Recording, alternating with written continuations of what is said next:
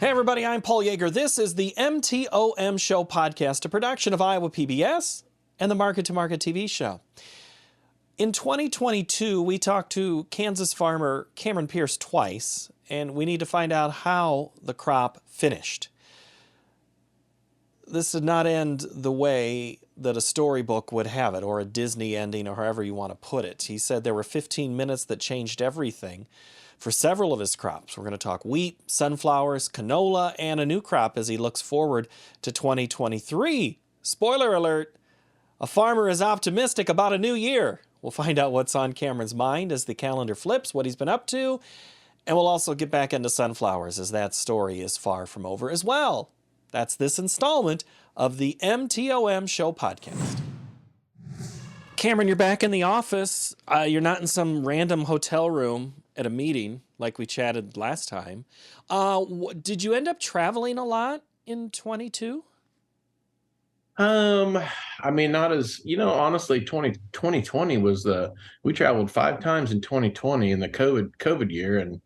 And ever since then, it's just been downhill ever since for traveling, for doing much of anything. But the last time you and I talked, we were in a hotel room. I think we were probably we're in Bismarck or in Fargo. I kind of forget which one it was. I think it was in Fargo. I think it was too. You were about to go out, I think, to dinner out like at Moorhead, or they were taking you somewhere that night, I think. Yeah. Right. So that meeting's actually coming up again here in 2 weeks. And so I'll fly up to Fargo, and then I've got another meeting in DC again on just piggybacking. So leave one meeting, fly to DC, and do another meeting. So with Farm Bureau. So, but yeah, I mean, as far as traveling goes, I mean, I've got a couple of trips planned, a couple of trips to DC for lobbying, and otherwise, we need to stay home and work on the farm once in a while. We'll get to your travels in a minute. I mean, I open with travel, of course, but I want to talk about the farm last year. When we talked, it was, I think I was given the standard Kansas farmer answer of, well, it all depends if it rains. Paul, let me just say that last year was probably, in my 30 plus years of farming, was the worst year on the farm in terms of yields because it didn't rain. And then on September 20, we had a hailstorm come through here and just pretty much finished the rest of it off. So I don't want to sound doom and gloom, but there wasn't really much to do last fall. The combine just didn't get that many hours on it. So a September hailstorm has to be one of the more frustrating ones to get. It is, and the frustrating part was it got all of our irrigated stuff. So you think you typically, when you get to September, you're fairly safe in dodging a hailstorm, but we had golf ball size hail for 15 minutes, and it just took things to the ground. We went ahead and cut.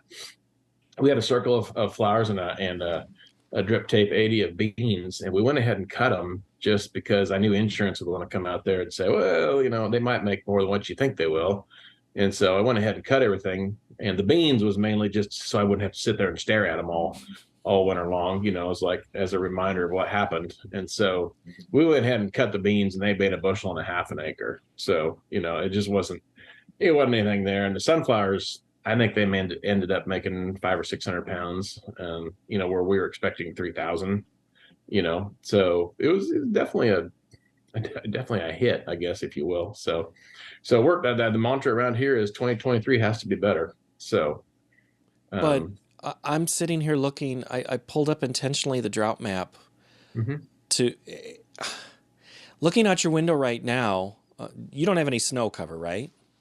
We don't. But actually, as far as moisture goes, we've caught a couple of rains, and so for this point in the wheat growing period, we're adequate. That moisture I'd say in the continuous wheat fields probably goes down easily 3 to 4 feet. In the double crop stuff, I think maybe we have a 1.5 to 2 foot of profile moisture, so we can make it a while. We've had a bunch of fog in December and January. So, if you buy into the 90-day fog rule, March could be pretty wet. So we'll see what happens. But I usually give it 90 to 100 days because that way it has a better chance of actually coming true. Coming true. Well, I think But just before I contacted you, before we talked, I did see there were plenty of Nebraska and Kansas farmers that were saying that same thing. So you're counting on it. As I look at Kansas, again, remind folks where you are from Wichita. yeah, so South Central Kansas, we're about 45 minutes northwest of Wichita. So we're, I mean, kind of right in the center of the state, east to west, but a little bit south of center, north to south. So And you talk to many national people, but let's talk about the state people that you refer to in Kansas. As I look at western, southwestern Kansas, it's a exceptional drought. It's D4. It's the worst category in the middle of January, February. Is yeah, that's not normal, right? no, I was just up at the Young Farmer and Ranch, the Farm Bureau Young Farmer and Rancher convention in Manhattan over the weekend, and the Sunflower Commission had a booth up there, so we got to see lots of people from across the state. And I have a friend that lives out in very southwest Kansas, and he said the wheat's not hasn't come up. The wheat never came up last year. I mean, they have 2 years of wheat crop in the ground that they've never seen. I honestly, Paul, I'm not cut out for that kind of farming where you just put it out there and walk away. And I mean, I couldn't do it. So it's hard enough watching things just slowly wither on the vine here. You know, Hailstorm's one thing. It's in, it's quick, it's done. But slowly watching something die or not come up Or not come up, yeah. is difficult. And there was another friend from a little further east in southwest Kansas, and he was saying the same thing. None of their wheat's up. So I mean, I just hope the wind doesn't blow hard in March and stuff like that, because we'll end up with another December 15th like we had a year and a half ago. And so it just where that big wall of dust came through. That is a concern, right? Because if something can't grow, it can't have roots in any of the soil Right. to hold on to the soil. You can't cover. It's just like compounds itself. You just can't cover the soil, and so you've got to have a living root out there.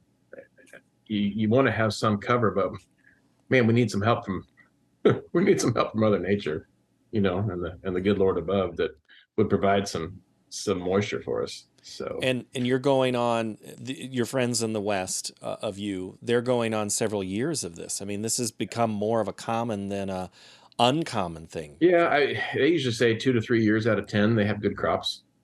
You know, because while they're probably still fertilizing, they're still doing everything they need to do. But when it doesn't rain, all that fertilizer is still there, and so then when they do get good moisture, then hey, you got a pretty fantastic crop. So I feel for them. I mean, we're right on the edge of that D4 drought, and it actually kind of extends over into southeast Kansas a little bit, which is kind of unusual. And on the weather, we've been watching systems go to the south, Oklahoma and Arkansas. I have a friend that lives in Arkansas, and he's like, "Hey, I'm getting 7 or 8 inches of snow," and I was like, "Really?" And then it goes by to the north. There's several places in Kansas. I think the Wichita Meteorological station down there said that Goodland's had 25 inches of snow this year, and Wichita's had 5, and we've had less than that. I mean, I would say we've had 2 inches in about 4 little flurry events, and so it's hit and miss. We've had more rain than snow, so I don't want to. We're way better shape. We're here in Hutch than they are out west. Yeah. Yeah. Yeah. So. Well, as you plan ahead, it sounds like this is a common spot. Yeah, it might rain. It's rained a little. Does it give you optimism for 23? Farmers are the eternal optimists. I mean, it's gonna get better. That's just what we do. It's just gonna get better. It has to get better. So, but no, we're excited for this next year. We're gonna, plant a bunch more sunflowers and keep pushing through. We've been working in the shop, doing projects, and having my oldest son here to help on the farm has been, I mean, it's fantastic. And both boys were home over. Hayden, the youngest son, was home over Christmas break, and you come out here, I walk out here and watch both boys just side by side, brainstorming something or, how to do a project, and it just makes a dad proud. It's like, this is what it's all about. I love it. So, I wouldn't change anything about it. That So allows you to go places too. it does. It does. Yeah. Now I have to ask for permission though. It's like, hey, Connor, are you okay if I do? Yeah. Yeah. Yeah. No problem. Be fine. So, that's kind of nice. That's good. As long as it's not during planting season, where, we need to be spraying and planting and tending to the planter and stuff like that. So yeah. And that's actually what we're working on. Some of the projects we're working on is to make it more, so it's less of a two-man or a committee operation to be able to run an operation on the farm. He can, be self-sufficient where he's at. So if you're watching this on YouTube, occasionally if you see a little light go up on Cameron's face, it's because Connor's in there welding, right? That's he is. Yeah, right. Yeah, you can see that on I can see it now. When you said that before we started rolling, I'm like, oh no, now I see it totally. So he's working on the planter, you said? Well, actually, we resurrected a truck that we hadn't used in like 13 years, and because we all thought it had some major problems, and he's like, it's a perfectly good truck. Let's get it going. And so, that's what we're doing. So he's building a headache rack basically for a flatbed truck. And so that's what he's welding on right now. If I had curtains here in the office, I would have pulled them so you'll see the flashing. It's okay. It's all right. Paul, it's 10 degrees outside. It's 65 degrees inside here. So we'd much rather just be inside. So 10 degrees there. It's 10 degrees here. The onboard thermometer in my computer says 10. So that's rare that we're the same temperature on a winter day. I had to actually make sure my 7th grader wore his coat to school today.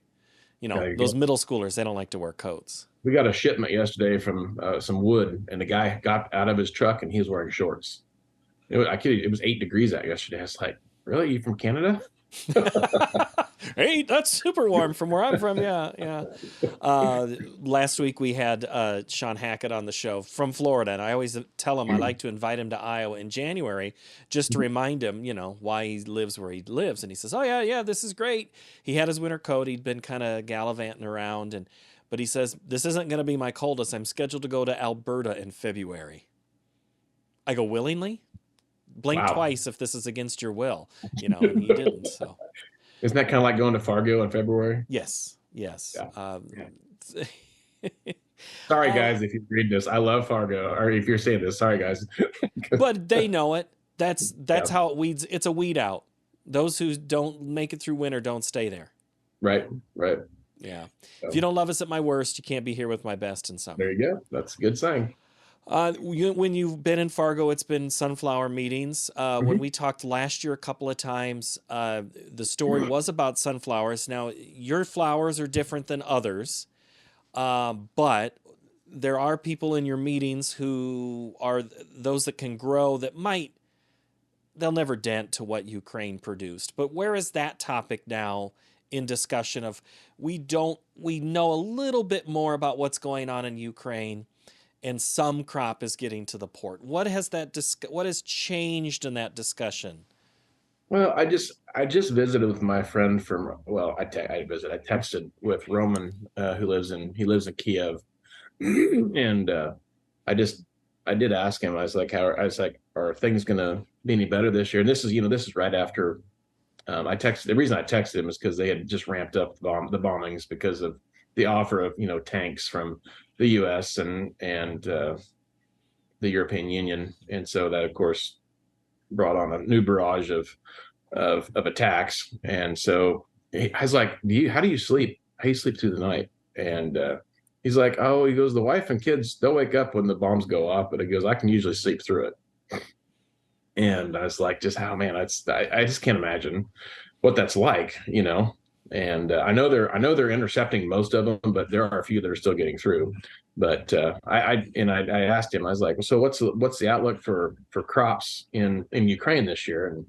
And he said, well, it's still a struggle getting inputs like fertilizer and stuff like that. And he says, as long as this keeps up, he goes, I don't see it being much different than it was the year before. So 2023 shouldn't be, in terms of output, is not going to be much different than 2022. So it's going to be reduced. It's going to be down. This is one person's Hmm. observations, in Ukraine, and he's got a pretty good touch with a lot of farmers in Ukraine because that's who he works with. So and so I trust what he says. So So then, does that mean anything to U.S. sunflower producers? I mean, again, it's different types of sunflowers, but the price of sunflowers right now, I mean, it seems like the sunflower market here in the US is driven more domestically than globally. I know it's a global environment, but North Dakota, South Dakota had really good sunflowers this year. Kansas did not. We were There was a few bright spots around. I've talking to a few guys that said that their sunflower production was their best crop, in terms of the drought, and so there was actually something they could harvest. But like I've been hearing, we went around the table at the National Sunflower Association meeting in December, and they were like, 2,500, 3,000 pounds, 3,800, and all the way around the table until we got to Tom Kirkmeyer and I are Tom's from Colorado. He lives up by the airport and farms by the airport in Denver, and then myself, and his yields were sub fives and sub 500 pounds, and my yields were, I mean, we were 500 to 900 pounds, and so we brought the bar way down on the yields, and it's just hate to rain on the parade, but we did not have good crops, and I know Tom's been struggling worse than we have, because it just doesn't rain out there in that part of the state very much of Colorado. So well, let's see. I'm going to back out. I'm sitting here looking at the drought monitor on the other monitor to him. I look at Colorado. Yeah, the eastern part of the state is dry. Nebraska is dry. All the way up to the Dakotas are dry. But whether you believe La Nina is done and El Nino is here, or we're stuck in another drought pattern, we're out of control of that weather. So I don't know how. Back to your farmers are always the eternal optimist. It's hard to be optimistic with some crops this year.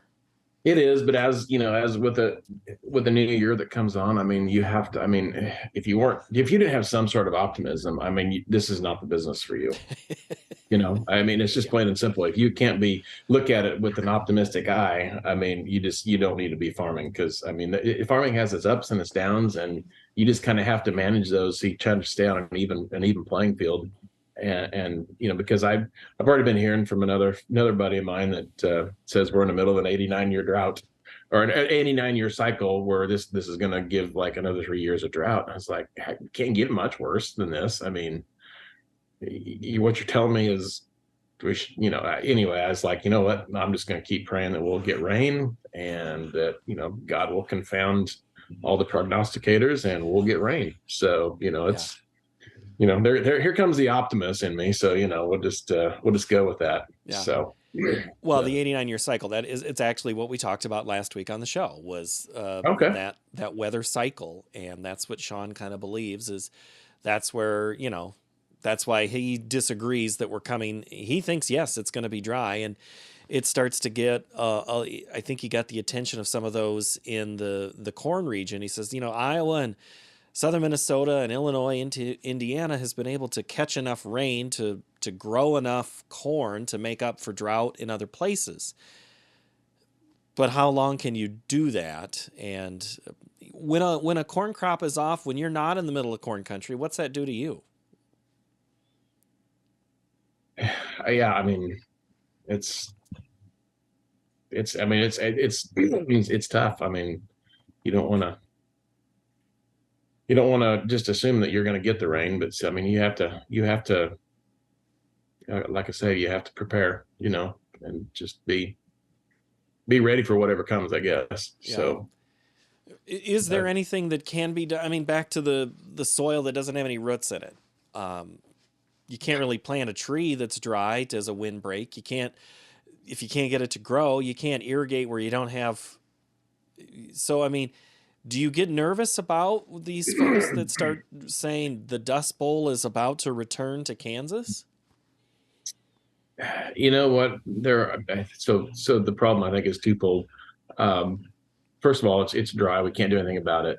Second is more people have gotten away from using as many chemicals and no-till because of the price. Last year things really got crazy in prices, and so um, some people were like, "Well, I can just pull out the disc and the chisel, and we'll be fine. I mean, we'll save some money by tilling our ground." And those are the guys that right now that don't have any cover on the ground. Like if they would have put a wheat crop out there and clean tilled it, then they're going to be subject to things blowing. This area maybe not quite as much as way out west, but I mean, because we've had enough moisture. It's spotty. We've had enough moisture to kind of get a stand of wheat, so we do have some cover on the ground, and all of our stuff.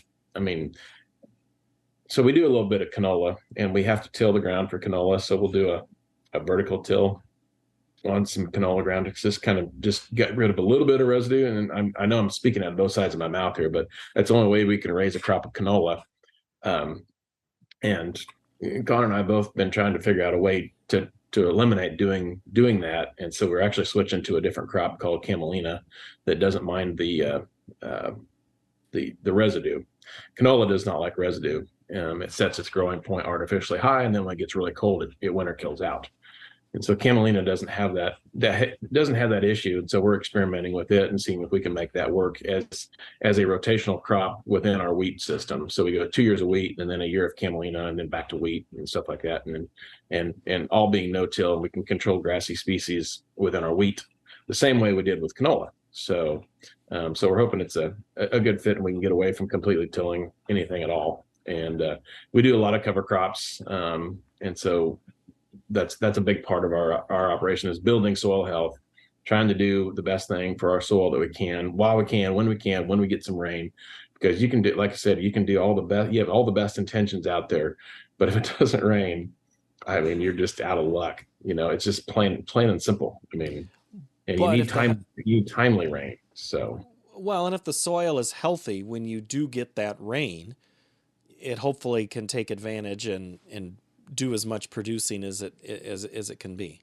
and not only that, you want your soil to be a sponge, and so you want when you get a hard 2 inch rain, you want all that to just soak in. You don't want any of it to run off, and so that's our goal, is to capture every drop of rain that falls onto our pieces of land, and so that way we build up that moisture on our land. If other neighbors or whatever don't want to do that, I mean, that's their prerogative, but we want to try to do the best thing we can for our land and try to build up the soil as best we can. And so it's a process. Connor's been teaching me, and hopefully I'm not getting in his way too much. So, but because I want him to be able to explore and do things, and just spread his wings. And the soil health, we had a soil health meeting 2 weeks ago, I guess, in Salina, and my wife and I and my oldest son all went to that. And so we're make sure the whole family's on board with what we're doing. And so educating Jeannie, that my wife is very much in favor of it. And so trying to reduce our dependency on synthetic fertilizers and stuff like that, and build soil health. So Well, and that's also something that's been learned since the 30s is soil health. And you can never prepare when the tap goes dry, but you can be ready. I mean, you try to be, like you said, ready for anything. mhm. And when things happen, when the Lord provides the rain, the clouds align, you're there. You can, Right. as you said, absorb that water that's there, have the health soil, and know that, yeah, maybe plowing wasn't the best thing for us here in this area. Yeah. Yeah. Yeah. When you hear when you talked, I think you said something about you had a Farm Bureau session Mhm. with some young producers. What are they asking you this year? We were pretty much just talking sunflowers up there when we were there, and we were just trying to, just build awareness of sunflowers in a crop rotation for them. I mean, it was basically at a trade show, and so they would come to our booth and talk. And I mean, there was close to 500 young farmers and ranchers there, and so they were obviously not all of them stopped by our booth, but the optimism was there again. Farmers, the eternal optimists. So, I mean, everybody was in a good mood. I mean, nobody was doom and gloom that I talked to, outside of the one friend of mine that's my age from Western Kansas that was like, 2 years of no rain, no crops have come up. He was a bit doom and gloom, but I mean, he still had a smile on his face. So, it's like, what do you do? I mean, he has some irrigation, so I mean, they have something to fall back on, but still, but I'd say by and large, it was a good turnout, good networking, and so we got some good contacts for, pushing sunflowers and making sunflowers a better fit for Kansas. Well, that's what I was going to ask. Are you getting anybody converted to become Oh yeah, no, I experiment think and I try think some acres? I think acres are going up. I mean, we have in Kansas and Colorado, we're I think right at 100,000 acres roughly, and so we're trying to. There's a lot of in Southwest Kansas irrigated. There's one producer has 6,000 acres of irrigated confectionary flowers, and I've never done confectionary flowers. We're going to try a field this year. You have to have a contract for those, so you can make sure you get rid of them. But working with Red River Commodities and in Lubbock, Texas, and so getting some insights and knowledge on how to do that. So there's a little more maintenance, I guess. You want to they have other insects and diseases that would affect the confectionaries that maybe wouldn't affect the oilseed flowers. So it'll be a learning experience, something new. Yeah, So different in the different types. Always, yeah, something a new. Oh, well, it works this way, but not this way. Yeah, yeah, totally learning. That's different than what a corn or a bean producer has to deal with. yeah, Your varieties exactly. are so different. We Before I plant a let lot of different crops, so it's hard to keep on top of all of them. Well, yeah, and I go back to the one that you said you're planting in place of canola, and tell me what that's used for. Camelina. It's actually it's an oil seed. Um, it's a really small seeded. I got I'll hold this up to the camera, but it's a really small seeded. It's like the size of alfalfa seed, and so it's an oil seed, so it's used in making biodiesel. And so there's a company in I think it's either Dodge or Garden City. It's called Sustainable Oils that we're growing it through them. And um, so you kind of plant that basically after you're done planting wheat, kind of middle of November, December, and then you harvest before wheat. So it's kind of a quick growing crop. So kind of excited to try that. So it's always fun to try new crops. So I know you have a bunch of crops on your area, but what about the livestock folks around you? Are they, given weather conditions, making changes or needing something else to help them along? What do you hear about your livestock friends around you? yeah, I mean, we actually we're not we're not big fans of taking residue off of ground, and but man, the livestock producers were hurting this year. Everybody's buying feed and it's expensive, and we ended up chopping some corn. We just basically took the ears off the corn and left the plant there, which I'm glad we did, because if we would have taken it all off, I mean, that ground would have blown. And then we did have one field where we did swath and bale some failed corn, and that was a mistake. I mean, it just left the field bare, and it did blow on us. I mean, even though we didn't till it, there was just nothing there Hmm. to hold it, and it was kind of protected and back in the trees. And that's kind of why I thought, well, we can do this, but it's still, the wind got down in there, and you could still tell it had eroded a little bit. So we planted wheat in there and got a stand of wheat. So I mean, we've stopped the blowing, but it was disappointing, and Connor he never misses an opportunity to remind me of why we don't do something. I don't know. You'll get that maybe when your kids get older, but I mean, it's like, hey, this is why we don't do this. Yeah, So, yeah. Your ways, Dad. Let's rethink yeah, that. yeah, I know, And I those know, other I know, options. I know. So So to wrap up 2022, I think the word you're saying is disappointing. it is, yeah. I mean, it is disappointing. I mean, yeah, we had seven crops and six insurance claims on those crops that we had. The only one that technically didn't have a insurance claim was the cotton, and it wasn't it just didn't have it. I mean, we were at the bare minimum. you know, and so, and we probably had better cotton than the neighbors did. We just caught a couple rains or had it on better ground or whatever. So, but you going to put cotton in this year? TBD. The cotton price is not that great right now because cotton kind of tracks the Dow, and when the Dow drops, nobody wants to buy clothes. You know, I mean it's a signal of the state of the economy. You know, and so nobody wants to buy their clothes, and so cotton went from a buck 35 a pound down to like 80 cents a pound. You know, so it's really dropped, and so we'll see. I mean, I can make that decision clear up until April, but I don't know. It may be something else, sunflowers or Milo or something else. So, but cotton's an expensive crop to put out. Right. So, and it's not easy. Lots of issues there and on infrastructure that you have to deal with too. Yep. All right, Cameron. Well, keep the optimism high for us. Okay. Well, Paul, it's always good to visit with you. You always make the interview so easy and stuff. So I enjoy talking to you about anything farming. So, well, I enjoy you giving me time because it is hard to pin you down. You guys in the middle of winter, you think you're slow, but you're anything but. I'm glad we found a window to talk. Yep. Well, appreciate what you do, Paul. All right. Thanks, Cameron. You bet. Thank you. My thanks to Cameron Peirce. Always appreciate the time. Always a good chat, and the time seems to fly when we start recording. Thank you for watching. We will see you next time. New episodes drop each and every Tuesday here from Market to Market.